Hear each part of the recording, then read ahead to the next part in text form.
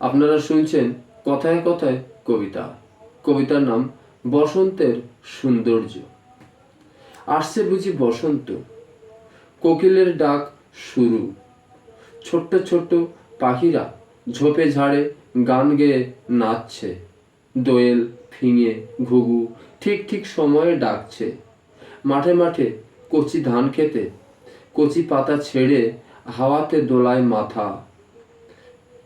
পাতা মোচন গাছে সোনালি রোদ্দুরে সোনালি কচি পাতা চমক জিতেছে।